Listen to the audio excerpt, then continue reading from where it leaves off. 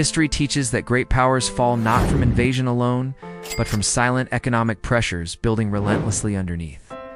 Venice, France, and modern America each reveal repeating debt patterns quietly steering nations toward unexpected tipping points.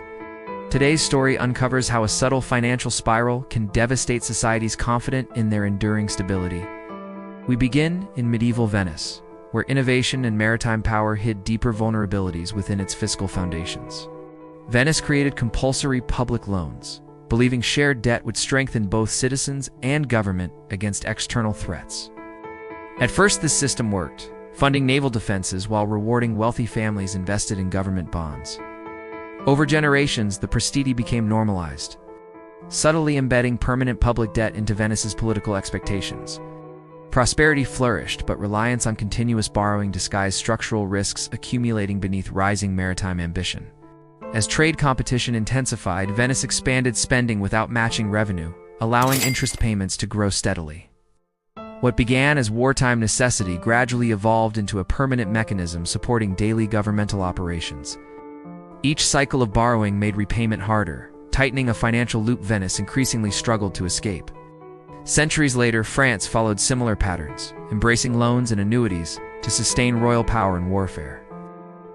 Louis XIV's grand vision demanded colossal military budgets financed through new credit schemes and expanding taxation. French elites believed financial innovation could always outrun costs, ignoring mounting structural weaknesses beneath prosperity. By the 18th century, interest consumed alarming fiscal space, limiting choices and undermining governmental flexibility. Attempts at reform clashed with entrenched privilege, blocking necessary sacrifices and deepening France's impending crisis. When borrowing replaced governance, confidence in the monarchy began eroding long before open revolt erupted. America's story mirrors early phases, beginning with debt financing wars, infrastructure, and national development.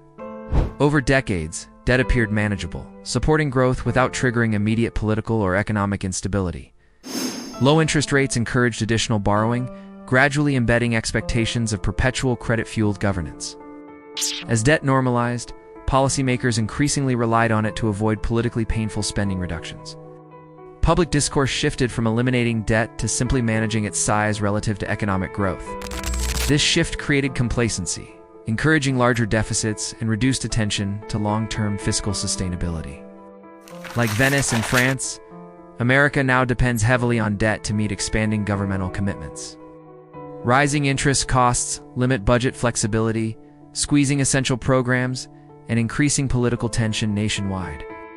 In Venice, interest eventually eclipsed revenues, forcing desperate measures that eroded trust among bondholders. The state delayed payments, cut interest rates, and issued new loans just to service old ones. Each attempt weakened confidence further, transforming temporary solutions into accelerants worsening overall fragility. Venice's decline was slow, unfolding through diminishing trade influence and fading maritime dominance. Though not catastrophic at once, its financial paralysis undermined strategic decision-making across generations. France's breaking point struck suddenly when credit markets refused further lending to the monarchy.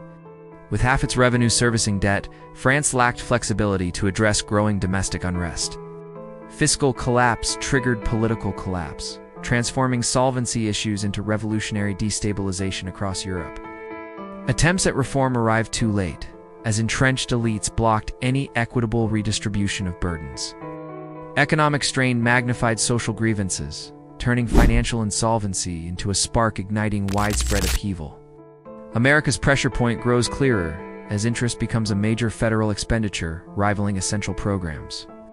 Rising rates accelerate costs, threatening to amplify deficits regardless of future economic performance.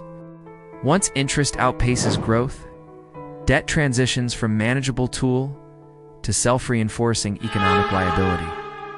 Political gridlock prevents structural adjustments, mirroring historical periods when reforms became politically impossible. Reliance on foreign creditors introduces vulnerabilities triggered by shifting global priorities or market sentiment. Nations rarely collapse from debt alone, yet debt magnifies every existing weakness within complex systems. When confidence erodes, small disturbances become crises, and manageable problems become overwhelming national threats. Venice's experience shows that losing trust slowly diminishes a nation's ability to project power externally. France demonstrates that sudden fiscal failure can unleash rapid political and social transformation. America's trajectory remains uncertain, shaped by choices made before interest overwhelms economic capacity. Debt spirals begin innocently, with small loans intended to solve temporary challenges or emergencies. Over time, temporary measures become permanent, normalizing deficits as routine components of national strategy.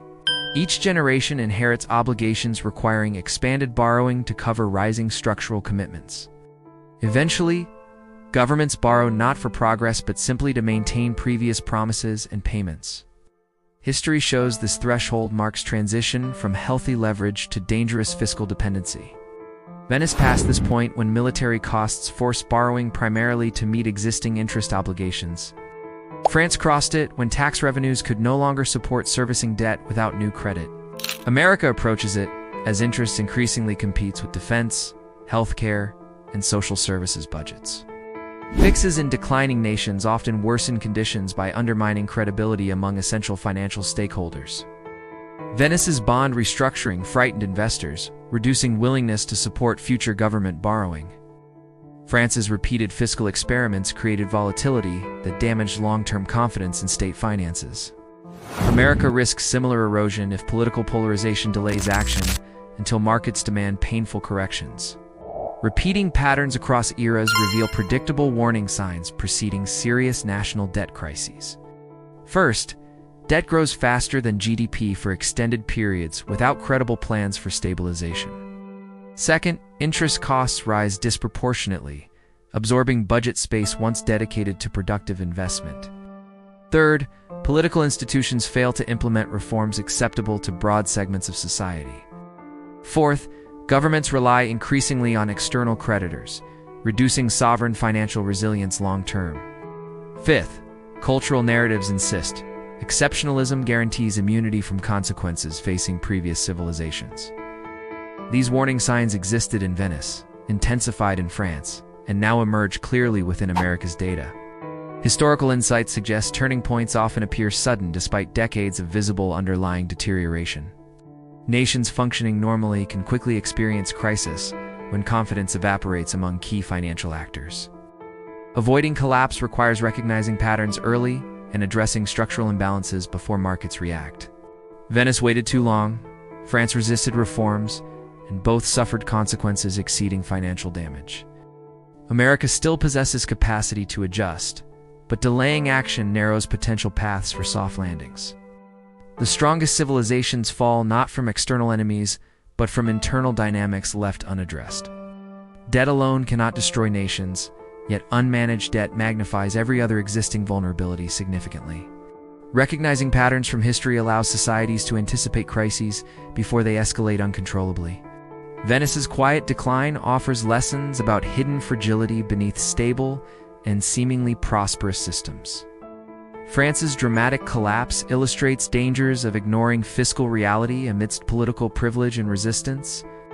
America faces crossroads requiring choices balancing economic growth, fiscal restraint, and political cooperation. Three takeaways emerge clearly from examining these repeating historical financial spirals in detail. First, debt becomes dangerous when obligations outgrow government revenue and restrict future flexibility severely. Second, early recognition and bipartisan action are essential to avoid harsher market-imposed corrections. Third, confidence is the ultimate currency, sustaining great powers, more vital than revenue or territory. When trust deteriorates, even strong economies quickly experience cascading challenges difficult to reverse. History warns that ignoring structural debt trajectories inevitably invites greater instability and uncertainty. Nations that addressed imbalances early preserved stability, while those delaying faced severe consequences. Today's decisions will shape whether America follows Venice's slow decline or France's rapid collapse. Understanding these patterns empowers citizens to demand sustainable policies protecting long-term national strength. Fiscal responsibility should transcend politics, ensuring future generations inherit resilient rather than fragile systems. Every era believes itself exceptional until repeating historical patterns prove otherwise unexpectedly. America still holds agency, provided leaders prioritize long-term stability over short-term political interests. The hidden debt spiral is not destiny, but a warning requiring thoughtful, collective national action. Awareness is the first step toward preventing history's financial lessons from repeating catastrophically again. If you value deep historical insights, subscribe and join upcoming explorations revealing patterns shaping our future.